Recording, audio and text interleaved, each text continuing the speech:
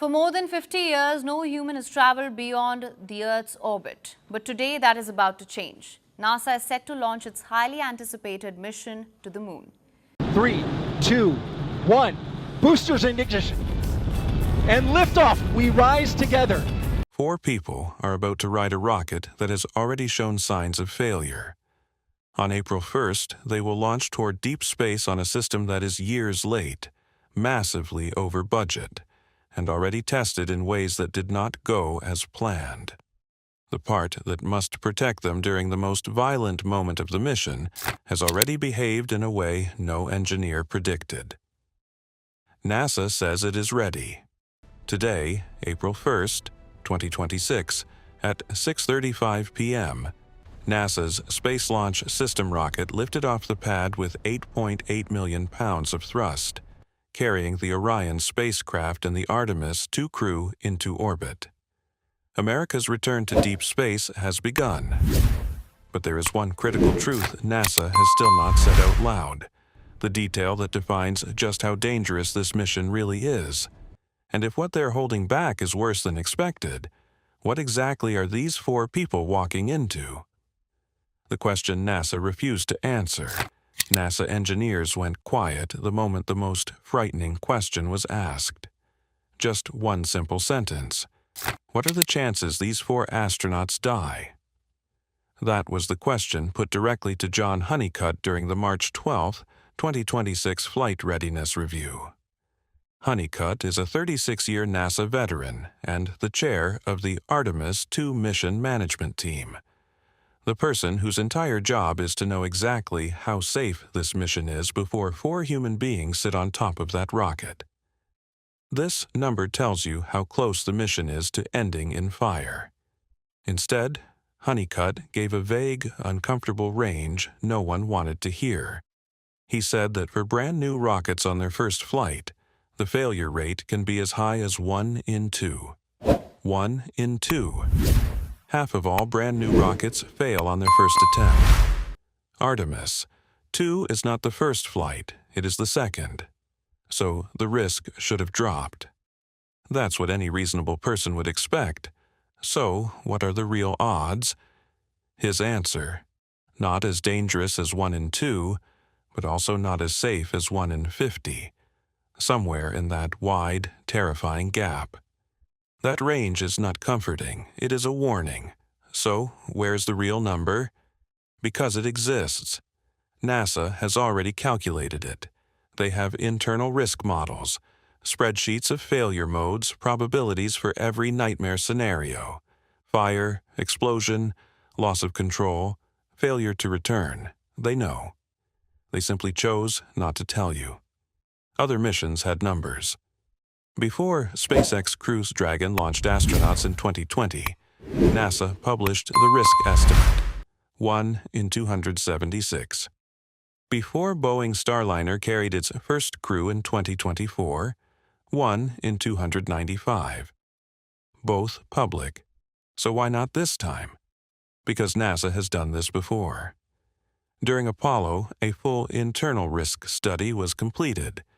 The results were devastating. The odds of landing on the moon and returning safely were under 5%. Leadership immediately killed the report. Publishing it, they said, would destroy the mission. The documents were buried so thoroughly that half a century later, not one page has ever been recovered. And now it is happening again. Everyone knows a number exists. Everyone knows NASA is choosing silence. And 4 human beings are trusting that silence with their lives. The Inspector General has already warned that missions like this could face serious problems at a rate of about 1 in 40. The Space Shuttle, across 135 flights over 30 years, had an actual loss of crew rate of approximately 1 in 67. The Inspector General is saying Artemis may be nearly twice as dangerous as the shuttle ever was. NASA will not confirm or deny it, and it gets worse. NASA's own risk modeling identified micrometeoroids as the single biggest threat to this mission. These are tiny pieces of rock and debris flying through space at tens of thousands of miles per hour. They cannot be seen, tracked, or avoided. And when Honeycutt was asked about them directly, he said, "I'm not sure we understand what they mean." The man running this mission said that about the biggest risk on the mission, and they are launching anyway. NASA also set a formal rule for itself before this program ever began. The system must not fly if the chance of losing the crew is worse than 1 in 75. That was the requirement.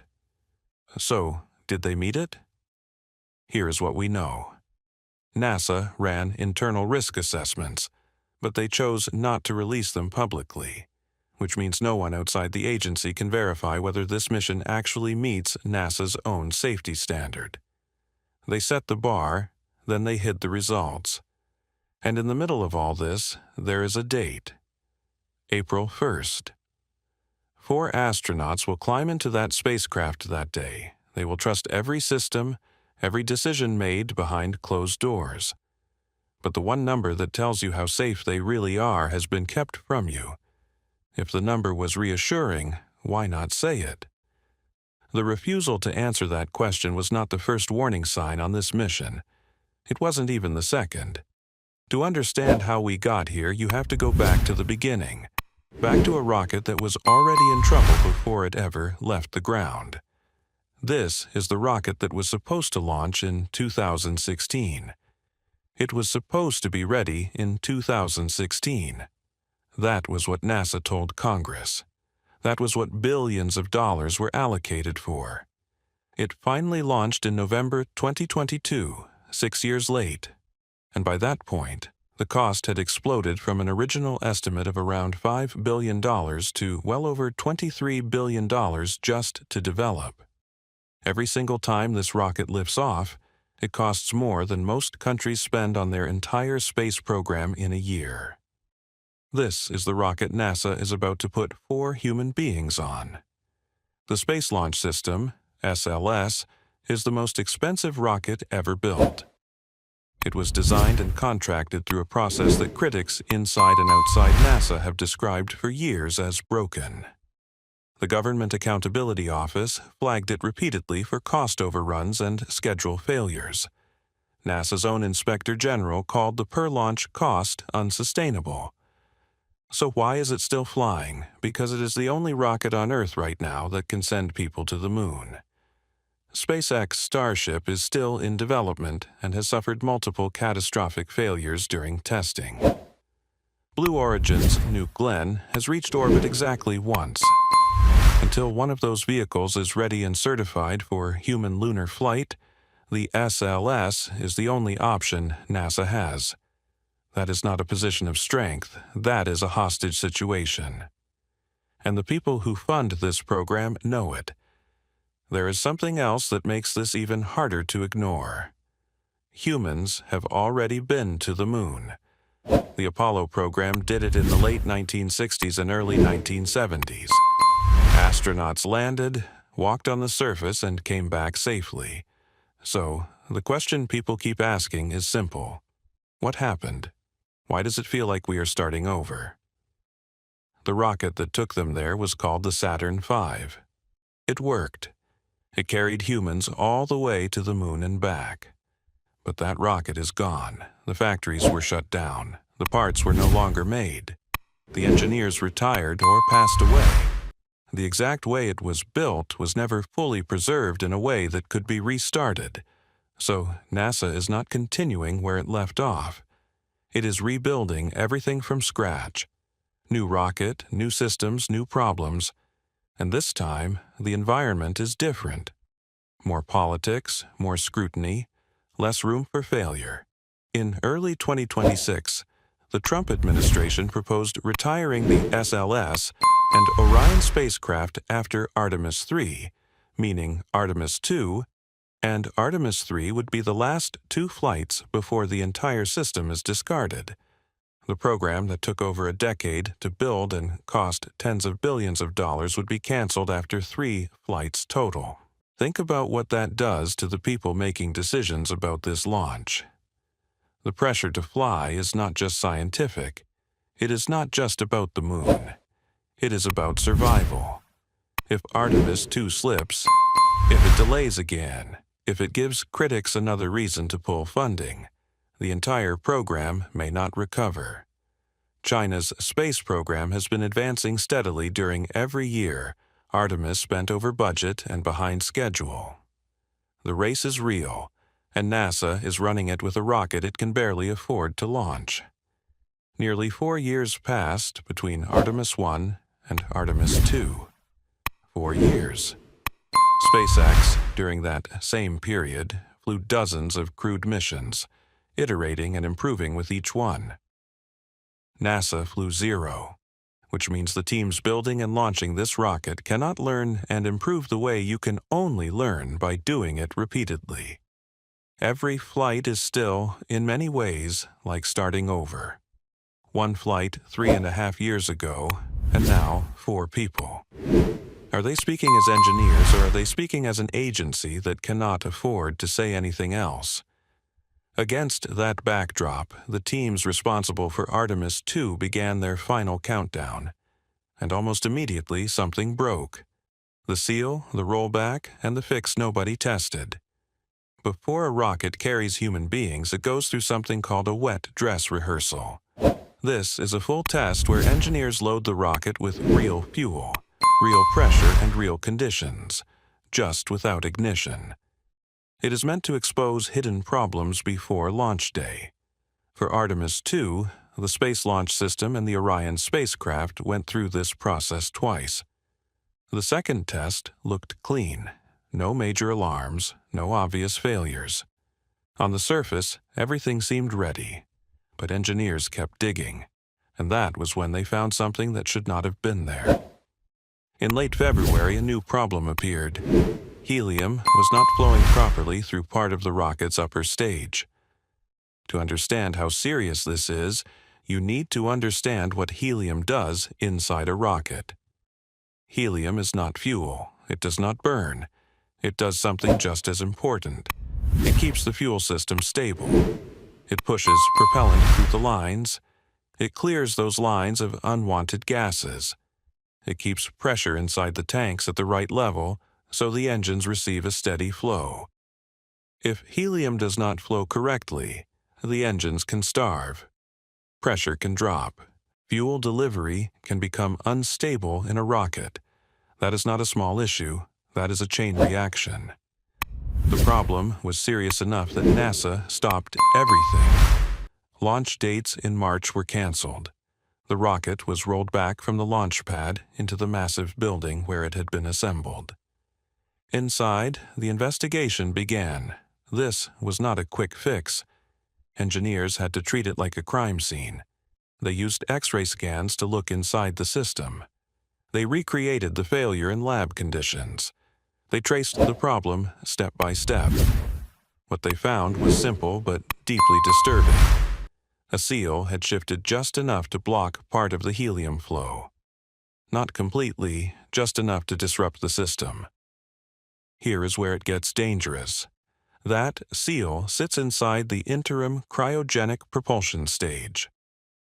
This is the upper stage of the rocket. It is responsible for one of the most critical moments in the entire mission, the translunar injection burn. This is the moment when the rocket fires again in space and sends the crew toward the moon. Once that burn starts, there is no turning back. You are committed to leaving Earth. If something fails there, the crew is not just stuck. They are sent into deep space without a guaranteed way home, or the system fails violently during the burn itself. So, engineers designed a fix. They tested it again and again. That sounds reassuring at first, but think about it carefully. If the fix was simple, why did it need repeated testing before they trusted it? What were they seeing that made them test it over and over? While all this was happening, another detail slipped by quietly. The flight termination system batteries were replaced. This system exists for one reason. If the rocket goes off course and threatens lives on the ground, it is destroyed mid-flight. That system needs power at all times. During earlier tests, those batteries were not in full condition. Now comes the decision that changes everything. After fixing the seal, NASA chose not to run another wet dress rehearsal. No final check under the same stress the rocket will face on launch day. Why? Because loading the rocket with super-cold fuel creates stress. Liquid oxygen and liquid hydrogen are stored at extreme temperatures. Every time you load them, the metal contracts. The structure shifts slightly. Seals are tested under real pressure. NASA said they had already learned enough from earlier tests, so the first time this repaired seal experiences full stress again, it will be with 4 astronauts sitting on top of it. Critics have wondered why they are taking that risk. Well, because time is running out. Every day pushes the launch window closer to closing, and this program cannot afford more delays. Now understand what is flowing through that system. Liquid hydrogen. This is the second coldest liquid used in industry. It is stored at minus 423 degrees Fahrenheit. At that temperature, materials behave differently. They shrink. They become brittle. Small flaws turn into failures without warning. There is no sensor that says the seal is about to fail. There is only the moment it does. And when it does, it is already too late. This is not the first time NASA has faced a decision like this. The Space Shuttle Challenger disaster began with a seal. Engineers had warned that the O-ring seals in the booster rockets fail in cold weather. The morning of the launch was freezing. The seals were not tested for those conditions. Some engineers said, "Do not launch." Management overruled them. 73 seconds after liftoff, the shuttle broke apart. The crew cabin separated and continued upward before falling back to Earth. The astronauts were alive during that fall. They had no way to escape. 7 people died. That disaster was caused by a known problem that was accepted. The seal was fixed, and the rocket was rolled back to the launch pad. But the seal was not the only thing on this mission that had already broken once, and was flying again without a full solution in place. The most dangerous component on the entire spacecraft had also failed its first real test, the heat shield that already failed. When this mission ends, it does not end quietly. The crew will not just drift back to Earth. They will slam into the atmosphere at over 25,000 miles per hour. At that speed, air does not feel like air. It behaves like a solid wall. The spacecraft compresses it so violently that it turns into plasma. Temperatures rise to around 5,000 degrees Fahrenheit. That is hotter than the surface of the sun. The only thing standing between the crew and that heat is the bottom layer of the Orion spacecraft, the heat shield. And the last time NASA tested it for real, it did not behave the way it was supposed to. During the Artemis I test mission, the capsule returned safely. At least, that is what the public believed at first. Months later, NASA revealed something very different. The heat shield came back damaged in a way that was never expected. This shield is made of a material called avcoat. It is designed to slowly burn away during re-entry, which is the moment a spacecraft comes back to Earth from space and hits the atmosphere at extreme speed. The capsule is moving so fast that the air in front of it is crushed and superheated. That heat can burn through metal. Without protection, the spacecraft and everyone inside it would be destroyed in seconds. The heat shield is what takes that heat. This process is controlled. The outer layer of the avcoat heat shield slowly burns and breaks away as the capsule pushes through the atmosphere. Thin layers of the material peel off in a steady and predictable way, and each layer carries heat away from the spacecraft, preventing that heat from reaching the structure and the crew inside. That is not what happened during Artemis I. Instead, large chunks broke off. Pieces that left behind deep, charred holes across the surface. Around 100 separate areas showed this kind of damage. So, what caused it? The answer is not simple, but it is clear. During re-entry, Orion used something called a skip maneuver. This means the capsule dips into the atmosphere, then rises back out, then comes down again. It is meant to control speed and heat, but inside the heat shield, something unexpected happened. As the outer layer burned, gases built up inside the material. The AV coat was not letting those gases escape fast enough. Pressure built up beneath the surface. Then it broke. The material cracked from the inside and ejected solid pieces outward. Now, here is the part that should stop you. NASA did not fully understand this during the flight or right after splashdown. The capsule landed in December 2022, and at first everything was described as a success. It took months of detailed inspection, lab testing, and internal analysis before engineers understood what had actually caused the damage. By the time they confirmed the root cause in 2023 and into 2024 reports, the Artemis II capsule had already been built with the same heat shield design. They could not remove it. They could not replace it. So, what do you do when the only thing protecting your crew has already failed once?